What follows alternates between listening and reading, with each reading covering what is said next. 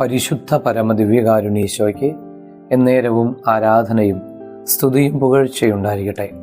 ഇന്ന് December 25 Christmas. ഉണ്ണീശോയുടെ ജനനത്തിരുനാളിൻ്റെ മംഗളാശംസകൾ എല്ലാവർക്കും സ്നേഹത്തോടെ ആശംസിക്കുന്നു. ദിവ്യ ഉണ്ണീശോയെ ഈ ദിവസം അങ്ങയുടെ സ്വന്തമാക്കി ഞങ്ങളെ കാത്തുകൊള്ളണമേ.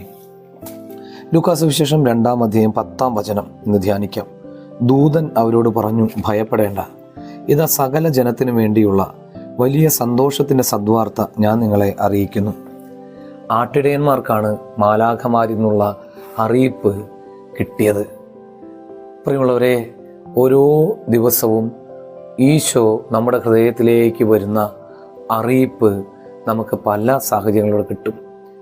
ആട്ടിടയന്മാർ ഏറ്റവും ശ്രദ്ധയുള്ളവർ, ശത്രുക്കളുടെ ആക്രമണം ഏത് നിമിഷവും വരുമെന്ന് പ്രതീക്ഷിച്ച് കഴിയുന്നവർ, അങ്ങനെ ശ്രദ്ധിച്ച് കഴിയുന്നവരുടെ അടുത്തേക്കാണ് മാലാഖമാർ അയക്കപ്പെട്ടത്. അല്ലെങ്കിൽ ആ ശ്രദ്ധയോടെ കഴിയുന്നവർക്കാണ് മാലാഖമാരുടെ സാന്നിധ്യം അനുഭവിച്ചറിയാൻ സാധിച്ചത്.